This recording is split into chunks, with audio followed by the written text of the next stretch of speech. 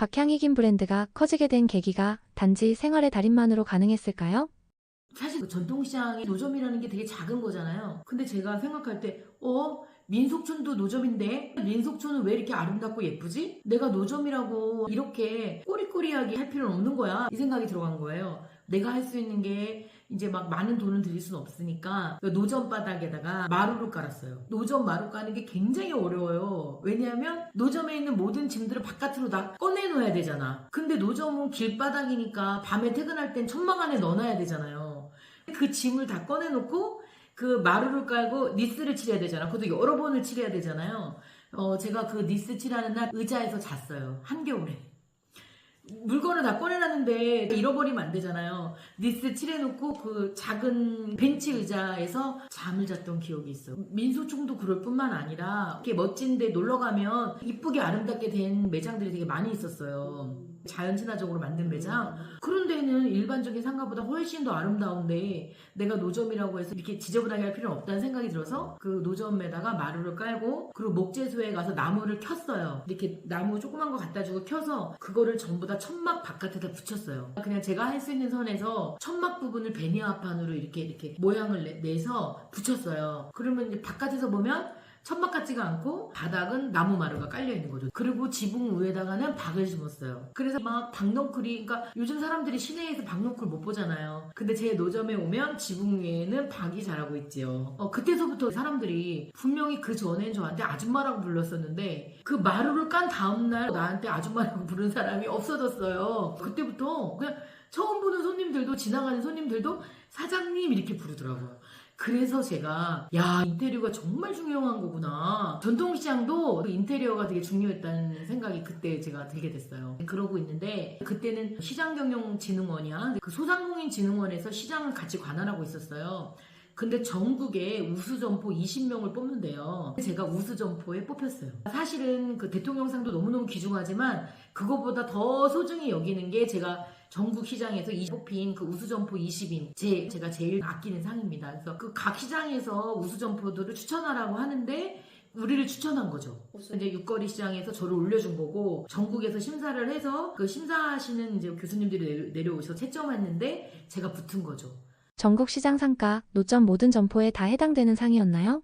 원래 노점은 못 되는 거죠. 근데 저는 노점이라고 할 수 없게 보성목차 대리점 코드를 갖고 있었어요. 사업자 등록증을. 이제 그것만 가지고도 안 되는 거야. 인테리어, 뭐 장사의 어떤 기획적인 거, 손님한테 서비스하는 거 이런 여러 가지 점수들이 있는데 거기에 제가 20인 안에 붙은 거죠.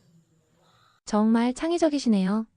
그때까지만 해도 육거리 시장에서만 아는 그런 상인이었는데 교육도 있고 이래서 어느 날 그 부산 하얏트 호텔에서 200명이 모인대요. 근데 갑자기 육거리 시장인 사무국에서 연락이 온 거예요. 혹시 강의하실라냐고 물어보는 거예요. 원래는 육거리 시장 회장님이 강의를 하게 돼 있었대. 그랬는데 시장경영진흥원에서 아니 요번에 상 받은 사람 중에서 강의하는 게 낫지 않겠냐 이랬대요. 근데 갑자기 저보러 강의를 하라는 거예요. 어린이야 몰라도 어른 앞에서는 강의를 한 번도 안 해봤는데 근데 그 얘기를 듣는 순간 무조건 해야 돼 이런 생각이 드는 거예요. 제가 그러니까 너무너무 떨리는데 무조건 내 마음에서 외치는 소리는 해야 돼, 강의해야 돼 이러는 거예요. 그래서 알겠습니다 이렇게 했어요. 그러고 났는데 이제 그 부산 하얏트 호텔에 그날 가면은 7만 원을 준대 강사료를. 근데 제가 그 매장에 장사해야 되니까 내가 하루 빠지면 손해가 엄청 많죠. 제가 장사가 잘 됐던 매장이니까 7만 원보다 오히려 버는 것보다 적자죠, 가는 게. 그것도 그런데 도저히 그 강의 간다고 생각하니까 두려워가지고 내가 그때 이딴 생각이 들었어. 와, 내가 생명이 단축되겠네. 이 정도로 고통스러웠어. 그 강의한다는 그 생각에 진짜 너무 걱정이 많이 돼가지고 수명 단축 될 것 같다. 이 정도로 고통스러웠는데 갑자기 제가 웅변화한 생각이 딱 난 거예요. 114에 전화를 했어요. 그래서 여보세요? 그래서 웅변학원 전화번호를 알려주세요. 그러니까 웅변학원이 없다는 거예요. 그래서 안 끊었어요. 제가 웅변학원이 옛날에 그렇게 많던 웅변학원이 갑자기 하나도 없을 리가 없다. 다시 한번 봐라. 다시 한번 봐도 없다는 거예요.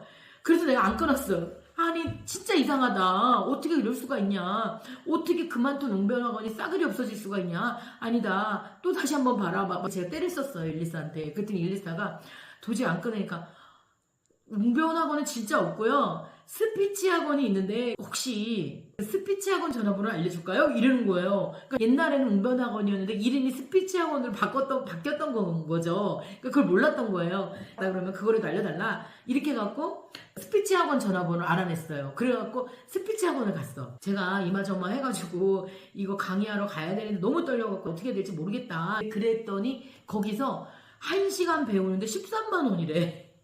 근데 제가 7만 원을 벌러 가는데 13만 원이면 적자잖아요. 더군다나 1시간 가지고 도저히 안 되겠는 거예요. 한 2시간은 배워야 되겠는데 그 26만 원이잖아요. 그래도 약속도 했고 그래도 가봐야 될 것 같아요. 그리고 그때 제가 프랜차이즈를 하려고 생각했던 거잖아요. 그래서 아무리 힘들어도 이거를 어떻게든지 브랜드를 알려야 되는 그런 어떤 대표로서의 의무 같은 게 있었어요. 그래서 너무 무서웠지만 어쨌든 그 스피치 학원을 가서 이틀을 배웠어요. 그때 이틀 배운 게 제 인생에 이렇게 중요한 게 됐는지를 몰랐어요. 제가 첫 번째 배운 게 뭐냐면 그 떨리는 거는 왜 그러냐면 너무 떨려서 산소를 많이 못 마셔서 그런다. 그러니 떨리지 않게 하려면 복식 호흡을 해라. 그래서 복식 호흡을 알려줬어요. 그러니까 숨을 들이쉬면 배를 내밀으래. 배를 이렇게 내밀어요. 그 다음에 숨을 뱉으면 배를 홀쭉하게 하래. 이렇게 연속적으로 하다가 강대상에 올라가라는 거예요. 그러면 산소가 부족하지 않기 때문에 안 떨린다는 거예요. 그리고 두 번째로 군중들이 날 쳐다보면 너무 떨린대. 그러니 사람을 절대 쳐다보지 말라는 거예요. 오른쪽에서 딱 한 명, 제일 착하게 생긴 사람을 딱 찍으래. 그다음에 중간에서 제일 착하게 생긴 사람 하나 딱 찍고 또 왼쪽에서 제일 착하게 생긴 사람 하나 딱 잡고 3명만 보고 얘기하라는 거예요. 그러니까 이쪽에 한 명, 고개를 돌릴 때마다 이쪽에 한 명, 이쪽에 한 명. 그 중에서 가장 나를 호응해주는 그 사람들만 보면서 대화를 해라. 이렇게 배운 거예요. 그래서 이제 당일날 원고도 스피치 학원에서 봐주시더라고요. 그 스피치 학원에서 그걸 읽어보더니 이대로 하면 되겠다 이랬어요. 그리고 이제 제가 이틀을 배우고 하루에 1시간씩 이틀을 배우고 이제 운명의 그날이 됐어요. 그 부산 하얏트 호텔을 갔는데 복식 호흡도 막 하고 올라갔는데 올라가자마자 너무너무 떨리는 거예요. 도저히 앞이 안 보이는 거 어떻게 막 우다다다 떨리고 제가 도저히 안 되겠어. 그래서 제가요 사실은 여기 오는 게 너무 떨려가지고요 그 스피치 학원에 가가지고 배웠는데 이 산소가 부족해서 이러는 거라는데 여러분 저랑 복식 호흡 좀 같이 해주실래요? 이렇게 한 거예요.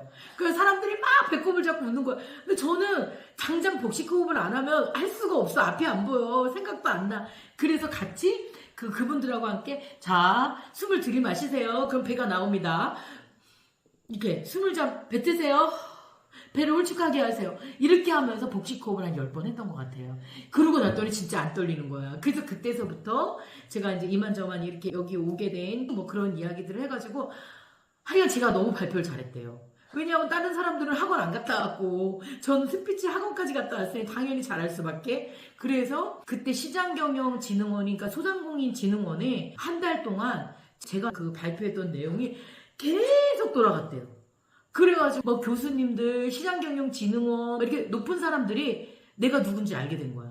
청주 가면 육거리 시장에 그런 사람이 있다. 그날은 6명이 뽑혔을 때야. 전국 20명 중에서 6명이 또 뽑혀서 발표하는 날이었거든요. 그러니까 제가 전국에서 그 해에 6인 안에 들은 거죠. 네. 그때 그렇게 많은 사람들이 저를 알게 되면서 서서히 그 시장 쪽에서는 되게 알려진 브랜드가 되기 시작했어요. 이 영상이 도움이 되시면 구독, 좋아요 눌러주세요.